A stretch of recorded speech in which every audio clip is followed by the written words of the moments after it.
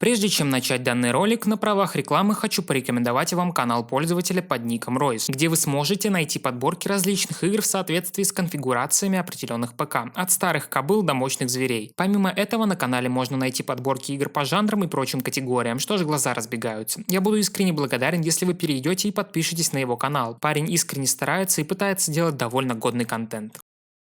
Несмотря на то, что в свое время Need for Speed Pro Street не устроил фанатов старых устоев серии, нельзя отрицать того факта, что это очень хорошая игра, а для многих даже любимая. И ностальгируя по былым временам, хочется вернуться в этот мир. Однако, в отличие от тех же Carbon или Most Wanted, Pro Street ведет себя очень капризно. Я сейчас не про физику, сеттинг и прочее, а про техническую сторону. Игра то и дело вылетает, иногда не работает кнопка Enter и нельзя продолжить. Само собой, есть еще ворох мелких проблем, которые устанешь перечислять. Из-за некоторых игра становится просто непроходимой. Посему я решил посвятить данный ролик решению подобных трудностей. Скажем, доведем игру до надлежащего состояния. Хочу выразить отдельную благодарность Макару и его группе, ибо о многих модах я узнал именно там. Ссылка на него в описании. Итак, самое первое и главное, нам необходима игра. Кто бы мог подумать, верно? Вы можете самостоятельно найти все в интернете, но я скажу, что вот в этой папочке, которую я прикрепил, в которой находятся все моды, есть один примечательный файл. Надеюсь, вы меня поняли. В общем, скачали, установили, все на этом. Дело за малым. Исправить ошибки, что потребует небольшой нервотрепки, поскольку на современных машинах игра очень сильно капризничает. Настолько сильно, что велика вероятность, что при первом запуске она может запуститься в минимальном разрешении, от чего будет крайне проблематично ориентироваться по меню. Так мало того, все становится очень медленным, а отзывчивость команд крайне низкой. В случае возникновения данной проблемы на своем экране вы будете лицезреть следующее. Если вы столкнулись с чем-то подобным, то в таком случае советую выполнить следующее. Комбинации клавиш Alt плюс Tab сворачиваем и разворачиваем игру.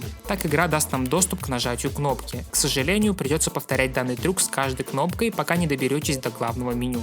Тут уже просто в настройках ставим разрешение с эффектами на максимум, и на этом пока что все. Далее мы снова заходим в папку с модами, где находим Widescreen Fix, который нам нужно установить. Данный скрипт необходим для того, чтобы убрать некоторые шероховатости игры и прочие баги. Можно сказать, что Widescreen Fix представляет комплексное решение для целого ряда проблем. Парацетамол от мира скриптов. Нихуя тебе, что я выдал. Просто перекидываем файлы из папки с модом в корневую папку игры. Подтверждаем замену и все готово. Вуаля, легко и просто. Следующий шаг, уже переходим в папку с игрой, открываем вот этот файл через блокнот, как показано на экране, находим функцию под названием Improve Gamepad Support, которая ответственна за включение иконок геймпада. Поменяйте значение на то, которое вам необходимо. 1 от бокса, 2 от плойки, ну и 0 выключен. Вот эта функция отвечает за отключение блюра. Тут я ставлю 1. Особо он тут не нужен, он лишь размывает текстуры, от чего их качество кажется хуже обычного. Функция Shadow Res, как понятно из названия, отвечает за качество теней, поэтому я лично для себя ставлю тени на Full HD. Если ваш компьютер позволяет поставить разрешение повыше,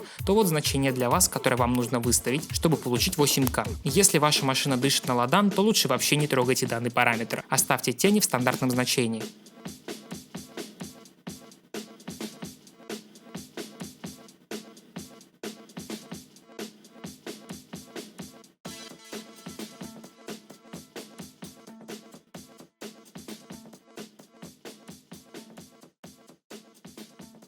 Следующее, что нам необходимо установить, это экстра опции, установка которых очень проста. Необходимо всего лишь скопировать из папки файлы и перекинуть их в папку с игрой, подтверждая замену. Данный плагин, так же как и предыдущий, исправляет некоторые баги и в придачу к этому добавляет определенные плюшки. К примеру, теперь в аппликациях есть особые винилы, где собраны все изображения других гонщиков. Вы теперь можете использовать их на своих автомобилях. Следом накатываем HUD-адаптер, цель которого заключается в том, чтобы адаптировать интерфейс игры под ваш монитор, при этом делая его схожим с версией игры на Xbox 360 или же PlayStation 3.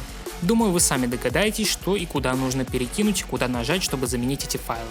Аналогичная установка предыдущим модам. После этих модификаций я накинул HD Content Support, улучшающий качество текста в игре, делая его более сглаженным и четким. Следующая папка называется кнопками для геймпада. Все, что необходимо, это включить в Widescreen функцию Improve Gamepad Support, о которой мы говорили ранее, и затем заменить папку Scripts. Вот мы и добрались до момента, на котором я готов вас отпустить в самостоятельную жизнь и мир гонок. Оригинальная игра готова. Если вы хотели просто запустить Pro Street в 2021 году, то вы это сделали. Здесь мы исправили исправили все ошибки, вылеты. Далее вас ждут более серьезные геймплейные и визуальные модификации. Я надеюсь, я вам помог. Спасибо за просмотр. Ссылочки на мои соцсети в описании. Удачи и пока. Если вы все-таки решили остаться и установить добро, о котором речь пойдет дальше, то хочу предупредить, что для этого нам понадобится VLT Add, который я также оставил в самой папке.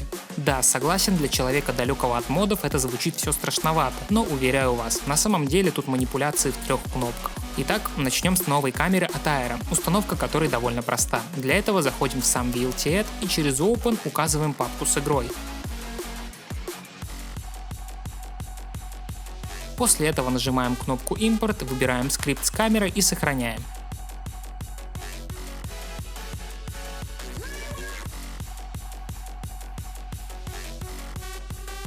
И, кстати, не забудьте из папки с модом взять папку Scripts и перекинуть ее в корневую. Данная модификация полезна тем, что делает камеру ниже и ближе, что на мой субъективный взгляд смотрится намного красивее по сравнению с оригинальной версией. Напомню, что любой мод из данного видео можно как ставить, так и не ставить. Все это делается лишь по вашему желанию. Далее идет кое-что необычное. На данном этапе мы немного усложним игру, отключив всех помощников. Да, в игре и так есть эта возможность, однако, несмотря на это, они по-прежнему остаются активными, хоть и в меньшей степени. Поэтому на помощь приходит данный мод, который позволяет, скажем так, добить всех помощников, окончательно отключив их. Установка такая же, как и в случае с камерой через VLT Add, но на этот раз скрипт лежит в папке отключения всех помощников. Вы бы и сами догадались, но я так на всякий случай предупредил. Инструмент Multi-Unlocker нужен нам для того, чтобы открыть доступ к автомобилям, доступным в DLC. Установка такая же, только на этот раз скриптов здесь 5 штук. Мелочь, но согласитесь, неплохое дополнение к оригиналу.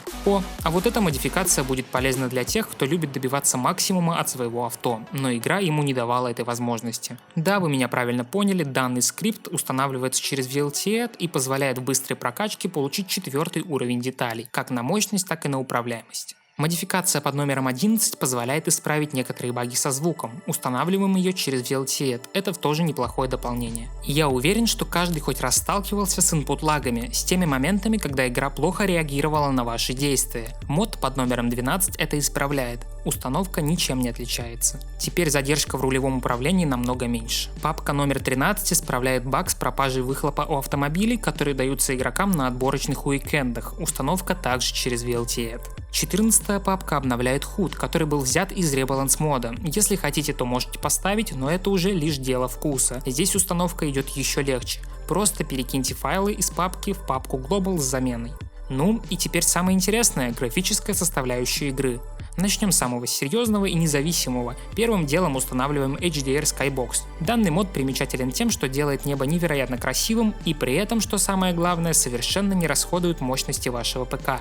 Для установки просто копируем из первой папки файлы и кидаем их в Global, подтверждая все замены. Второй мод я лично настоятельно рекомендую установить, потому что он добавляет в игру HD отражение. Для установки просто копируем папку Scripts с папку с игрой. Если вы решите установить мод, то не забудьте чуть-чуть уменьшить яркость. Например, я опустил до 45%. Если вам этого мало, то также можете установить мод Redux от Strelizy, который уже включает первые 2 модификации, плюс к этому повышает качество всех текстур в игре до 3К. Ставить его или нет, решать только вам. На десерт я отложил 2 интересных, на мой взгляд, скрипта. Первый называется Hardcore Kings, и он, как нетрудно догадаться, повышает сложность королям, делая их жестче. Ссылка на него в описании, установка также через VLT Add. Второй делает примерно то же самое, но только уже со всеми ботами в игре. В принципе, на этом все, дорогие друзья. Игра готова. Я надеюсь, вам понравился результат, понравился данный видеоролик, благодаря которому вы теперь сможете с большим комфортом покорять Need for Speed Pro Street. Отпишитесь в комментариях, как вам этакий ролик и что бы вы хотели увидеть в таком виде еще, и стоит ли такое делать вновь. Всем спасибо за просмотр, всем удачи и